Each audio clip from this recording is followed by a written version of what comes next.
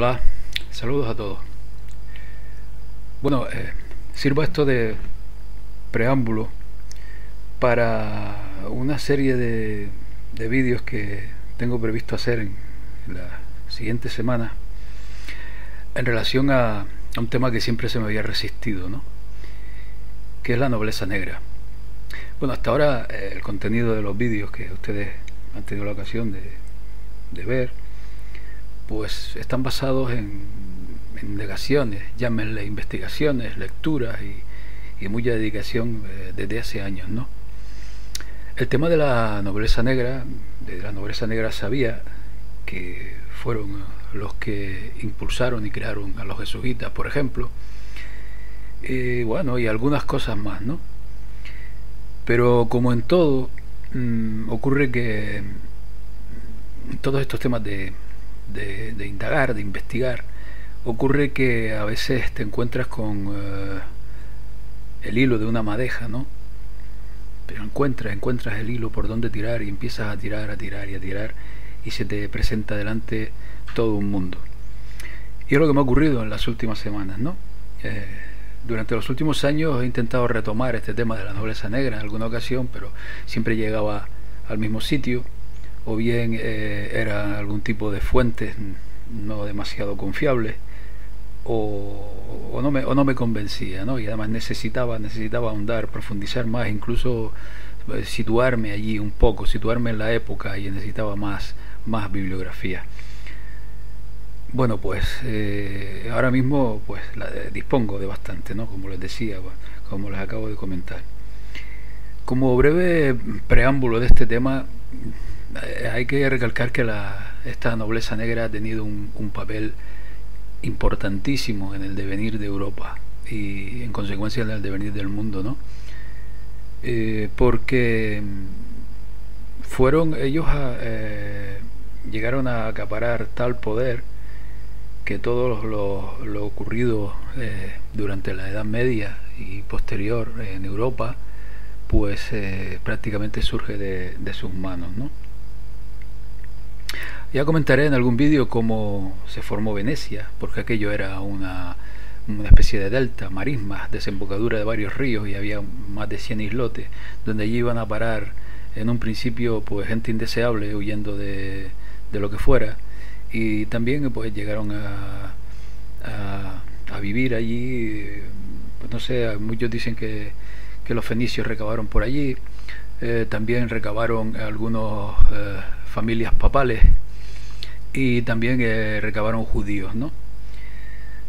Aquella serie de islas, debido a su peculiar orografía, esta orografía tan marítima les benefició porque les protegía de las invasiones y de los ataques, ¿no?, del continente, y no les quedó otro remedio que mirar al mar. Y al mirar al mar, pues fueron fabricando un inmenso poder naval. Su población, que era de poco más de 100.000 habitantes, era la segunda ciudad de Europa después de París, pues el 20 o el 30% vivía solamente de los astilleros, que se le puede llamar, que por cierto se le llamaba el arsenal. Y recuerden que en Londres también está el arsenal, ¿no? Y ya veremos por qué. Bueno, pues ese poder naval, tanto bélico como comercial, pues hizo que aquellos señores pues emprendieran los viajes a Oriente Medio, del cual pues traían seda, traían telas, traían especias, en definitiva traían crema, como se dice, ¿no? Y entonces lo comercializaban en Europa. Esta aristocracia que allí se formó llegó a tener un inmenso poder. La banca veneciana era la clave en toda Europa, y ya digo, en un próximo vídeo explicaremos un poco cómo se llegaron a tener ese poder. Y lo importante de todo esto es, mi intención es, son varias, ¿no? Primero, averiguar de dónde provenían estos venecianos, ¿no? porque tengo bastante interés en llegar al fondo de la cuestión, que dudo que vaya a llegar, pero por lo menos aportar lo que se pueda, en saber si en realidad esta élite que gobierna el mundo es de origen judío. No tengo mayor preocupación en que lo sean o no, sino yo creo que no, sino pues un poco hacer hilvanar este hilo, ¿no? Y llegar al fondo de la cuestión, porque hay investigadores que hablan de que provienen de Babilonia, hay otros que hablan de que estos judíos que llegaron a Venecia pues eran los Ixos. Y claro, por ejemplo, Flavio Josefo decía que los Ixos no eran judíos, pero bueno, en fin, es muy largo el tema. También hay que añadir que esta élite, tal como he dicho esta élite veneciana, tal como he dicho en algunos vídeos anteriores, pues con el tiempo, después de que aquel imperio que duró pues unos 400 años más o menos, ¿no? Y cuando empezó a decaer, debido a que Europa se abrió hacia las Américas por parte de España y aquello comenzó a decaer, pues ellos lo tenían bien previsto y tardaron 200 años en ocupar Gran Bretaña, ya diremos cómo. Ellos diseñaron y prepararon desplazarse a Gran Bretaña y adueñarse de todo aquello. Entonces vemos similitudes, por ejemplo, en que la República Veneciana tenía su inmenso poder económico de lo que era la navegación y el comercio, y vemos cómo, por ejemplo, el Imperio Británico comenzó con la Compañía de las Indias Orientales Británicas, ¿no? Que era lo mismo, porque en realidad eran esta élite, esta nobleza negra veneciana, que por cierto se le llamaba nobleza negra por sus malas prácticas, ¿no? Ellos siguieron, por ejemplo, el tema del dinero, al igual que los templarios, con el tema del interés, el cambio, bueno, en fin, todo este tema. Decía que Gran Bretaña, lo que es el Imperio Británico, comenzó con esta Compañía de las Indias Británicas, que en realidad pues son lo mismo que lo que era la República de Venecia en relación al comercio y la navegación, ¿no? Y entonces, bueno, pues tenemos a estas familias que se han diseminado por toda Europa, y intentaremos un poco aportar indicios y en algunas ocasiones pues pruebas definitivas para ver que son estas familias las que hoy también están detrás de todo, ¿no?